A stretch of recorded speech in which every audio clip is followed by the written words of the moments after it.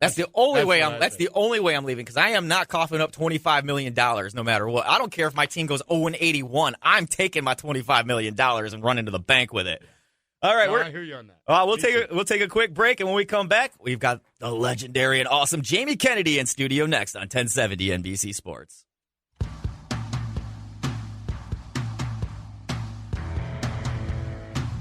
Welcome back to the Larry Timko Show on 1070 NBC Sports, broadcasting live with Bill Siebert and Eric Andreas in studio, and our very special guest. Oh, your headphones?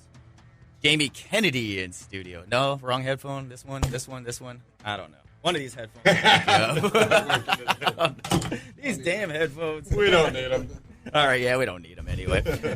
Jamie Kennedy in Port Charlotte. How you doing, buddy? What's up, man? How are you? Oh, it's awesome. I am so happy to have you. I've been following your career for a very long time. I'm a big fan. Thank you so much.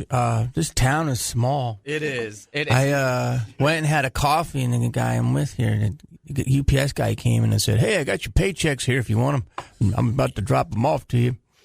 He literally recognized who he was dropping something off to. Yeah. This is the tiniest. The cashiers know us. No, the lady at the coffee's like, "Hey, Bill, how are you? Nice to see you.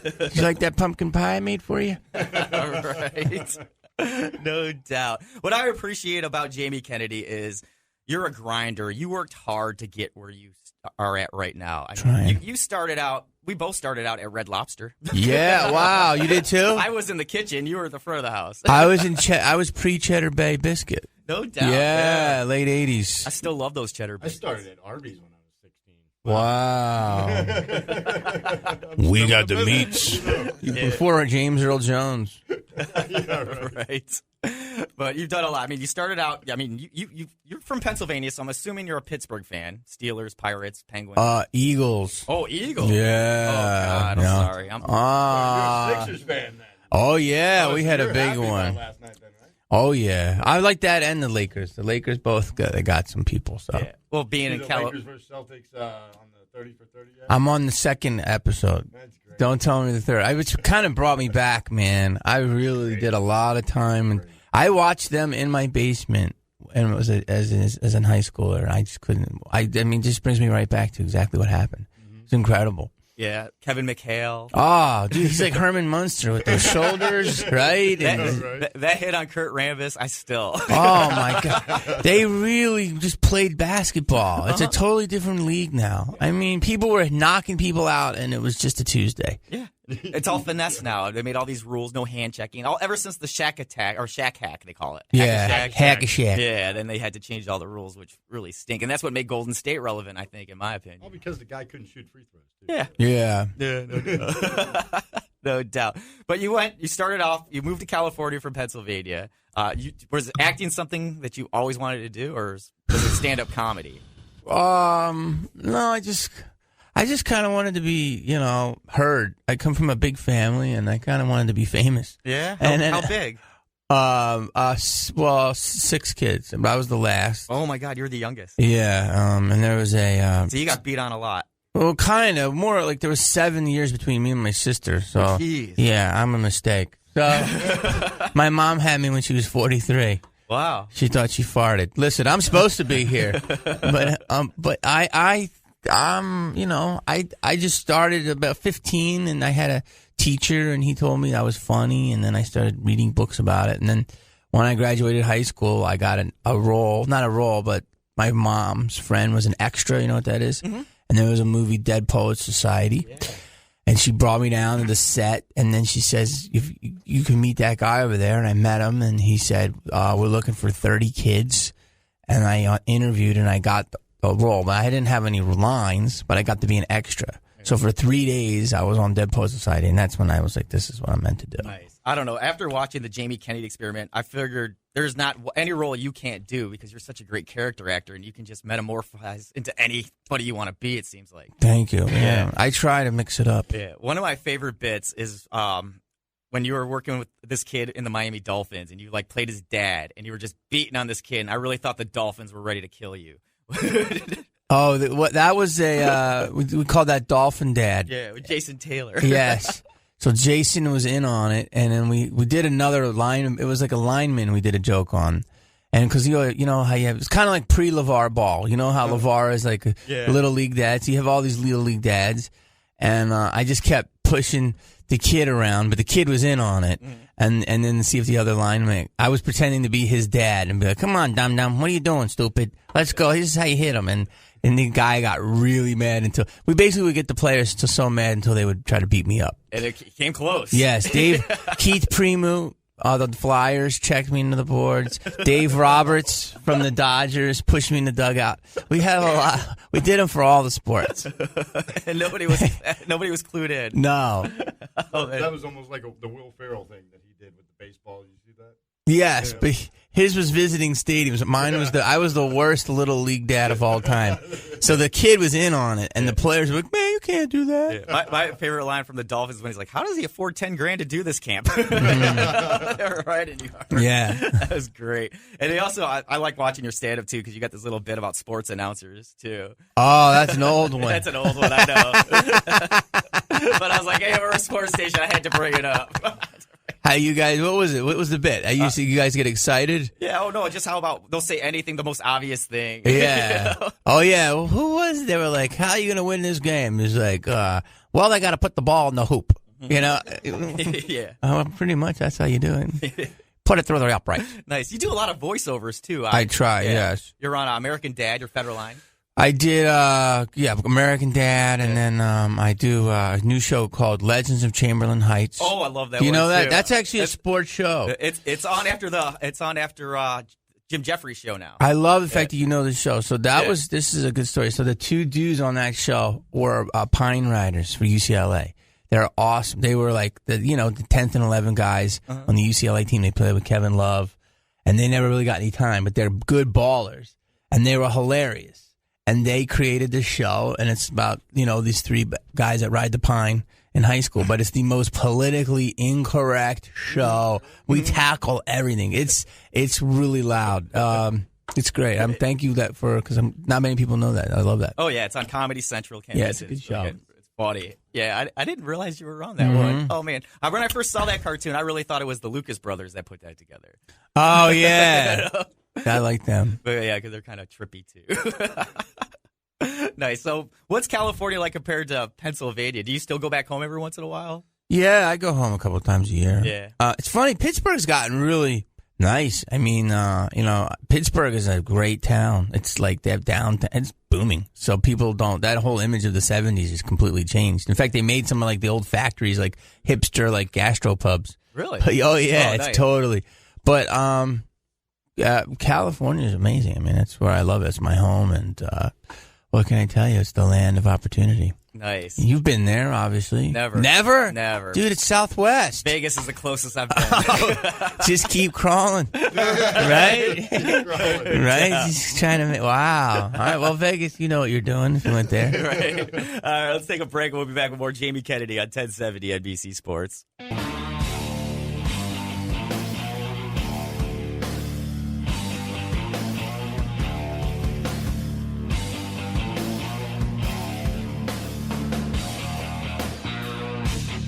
Welcome back to the Larry Timko Show on 1070 NBC Sports with Jamie Kennedy live in studio performing at Vasani's all weekend long. For tickets, just log on to Vasani.net or call 941-629-9191. Best food at a comedy club in the world.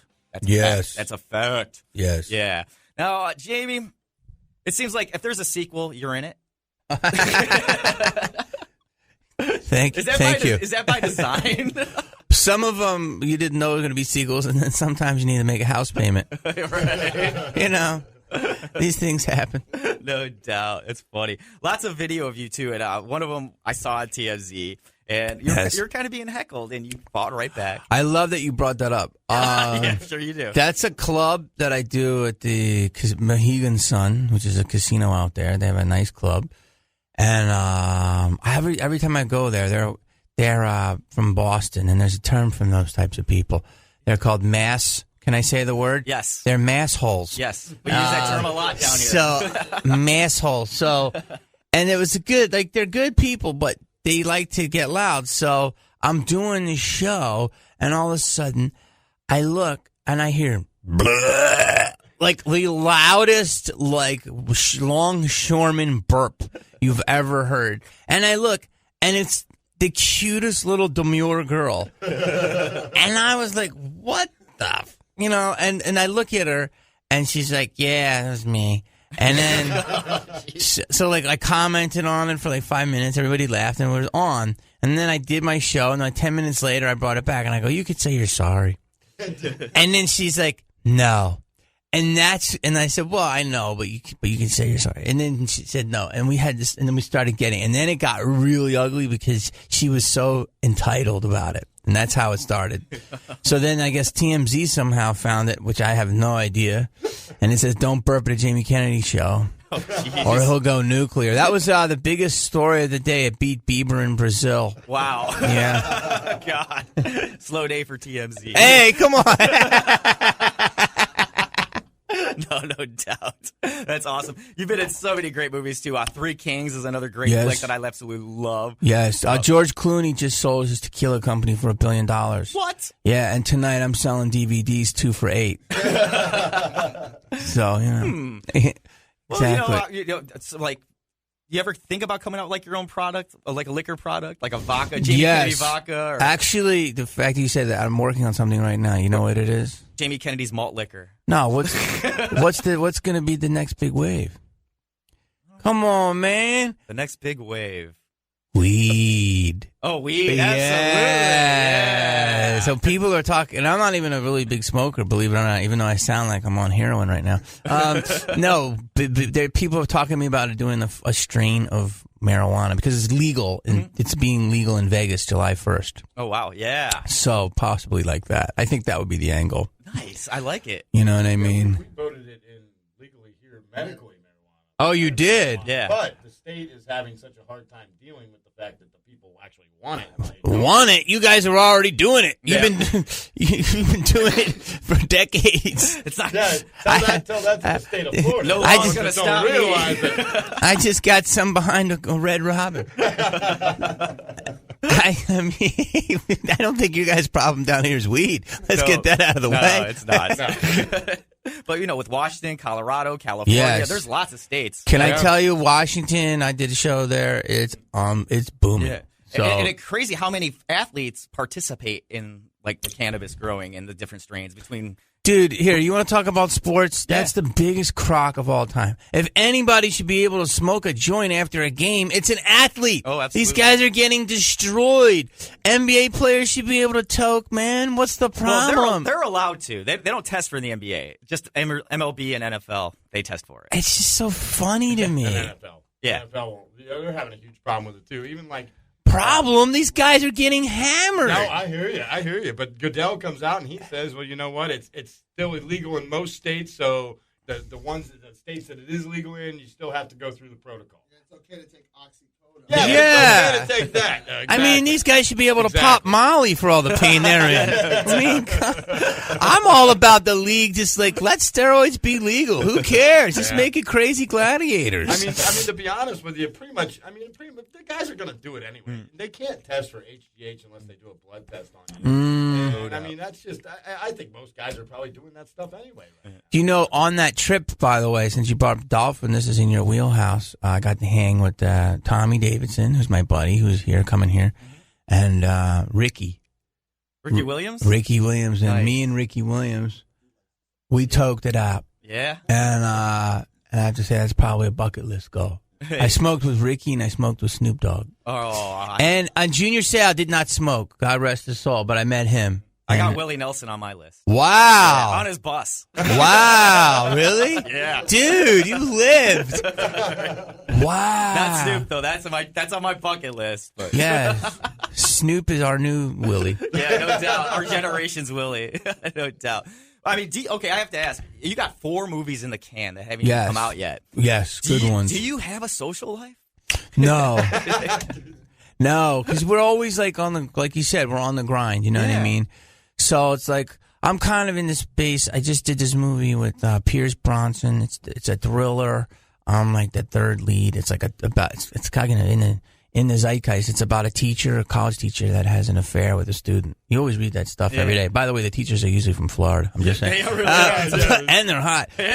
Most of the time, yep. I play the teacher's friend, and then I just did